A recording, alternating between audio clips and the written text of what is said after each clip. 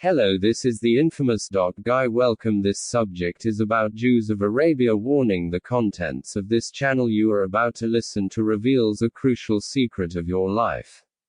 You should listen to it attentively, for it concerns a subject that is liable to make fundamental changes in your outlook on the material world. Bismillah, let's get started. As Salam alaikum. Listen to this hadith. Malek said, Umar expelled the Yahud, Kabbalist Jews, of Najran and Fadak. Sunan Abu Dawud. Najran is in Yemen and Fadak is in Arabia. Regarding the Yahud of Khybar, after they broke the peace treaty they allied with other Yahudis and the pagans against the Muslims. Muslims fought against the Yahud of Khybar and defeated them. The Prophet Muhammad defeated them. Allahu Akbar. Prophet Muhammad only took some of the land from the Jews of Khybar. He didn't take all the land from the Jews. Prophet Muhammad made a treaty with some of the Jews of Khybar who surrendered. Some of them remained in the land and some of their lands were taken by Muslims. And the same thing happened to the Yahud of Fadak. It happened during the same time. And that is why the Shias to this day claim that the land of Fadak belongs to them. You see, the land actually belongs to the Yahudis, and the Muslims conquered it after the Yahud broke the peace treaty with the Muslims. It's interesting that it was Umar who expelled the Yahud of Fadak according to Sunan Abu Dawud.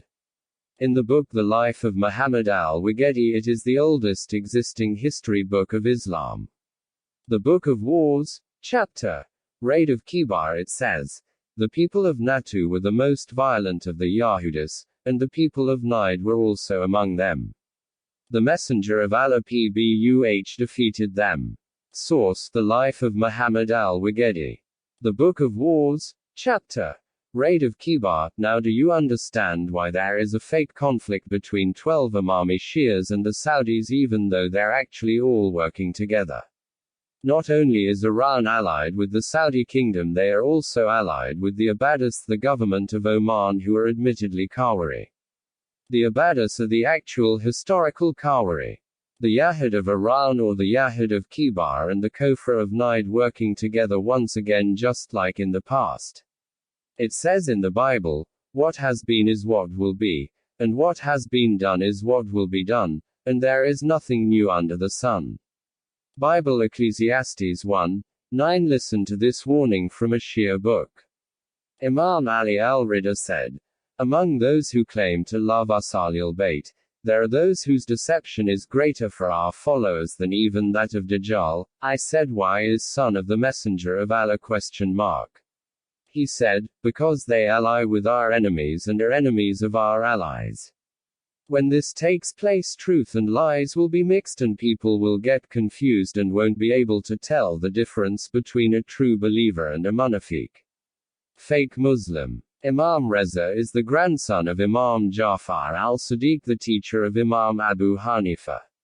Shia Iranian government constantly claim that their Sunni enemies are actually Nasabis.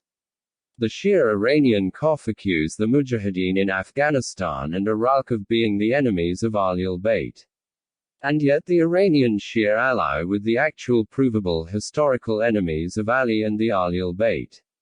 The Shia of Iran ally with the Kawari Abbadis and then accuse people like me of being a Kawari without any evidence. The Iranian Shia are actually allied with the historical Kawari, the Abbadis of Oman. The Abbadis of Oman don't even deny that they hate Ali ibn Abi Talib.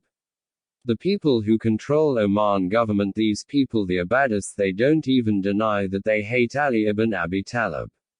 The Iran Shias allied with the Abbadis of Oman and then they accuse us of hating Ali. They accuse the so-called Taliban Islamic Emirate of Afghanistan of hating Ali ibn Abu Talib.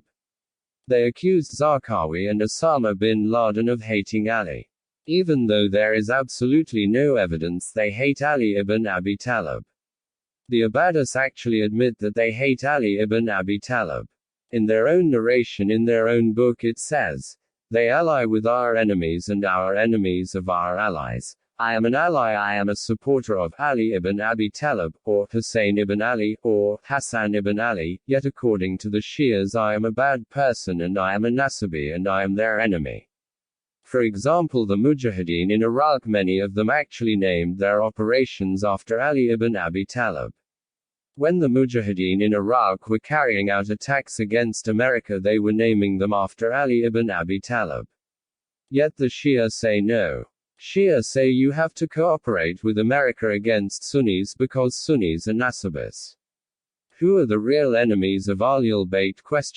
Of course it's the Zionists, it's the Freemasons, it's America, it's Israel.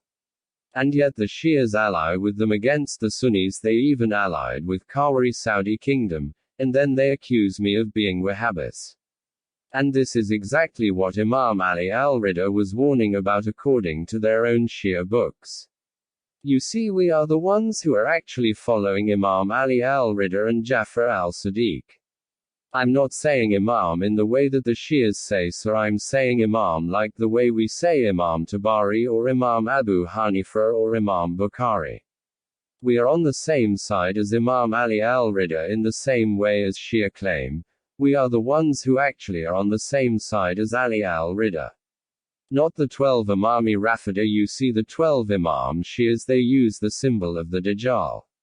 The flags of Iraqi Shia soldiers in Iraq who are fighting against Ahlul Sunni, you see the eye of the Dajjal says Allah on top. And we see the same symbol as the Shia in the police force of Saudi Arabia. Saudi Arabia uses the same symbols as the Shia Iraqi soldiers fighting against Ahlul Sunnah in Iraq, the one-eye symbol of Freemasonry. Nothing can be further from the truth. Russia, America, Iran use the eye symbol. There's no difference between these coughs. The Saudi royal family are transsexual. Tears of joy. You have to only believe what you hear on TV. Tears of joy. If you don't believe their pagan narrative, then you're a crazy conspiracy theorist. You're insane. You're crazy. How could you not believe what they constantly tell us on TV? This is all fake. It's nothing to do with reality. Tears of joy. You want to know why the Saudis and Shia use the one-eye symbol? They want to associate it, the one eye, with Islam so that you subconsciously worship Dajjal. Shia in Iran use Hamsa hand, which is similar to the Jewish Hamsa hand, but in Iran they call it the hand of Fatima. The Hamsa hand has a one-eye symbol in the middle. In Iran the eye is replaced on Hamsa hand with Allah. In Tehran the Hamsa hand instead of Allah, in the middle it has a one eye.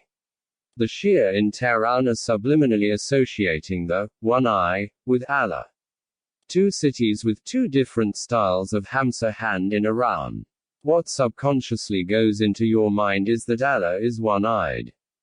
That's why they do this. They're not doing this for fun, they're not doing this for no reason, they're not just randomly putting one-eye symbols everywhere. There is a reason, there's a method to madness, there's a reason why they are doing these things. This is their agenda. This is how subliminal messages work. Abu Bakr was chosen by the Prophet himself. He wasn't elected in opposition to the Prophet's command, as the Shias and the Zionist TV claim. It was narrated that Hudayfa bin Yaman said, "The Messenger of Allah said, I do not know how long I will stay among you, so follow these two after I am gone," and he appointed to Abu Bakr and Omar.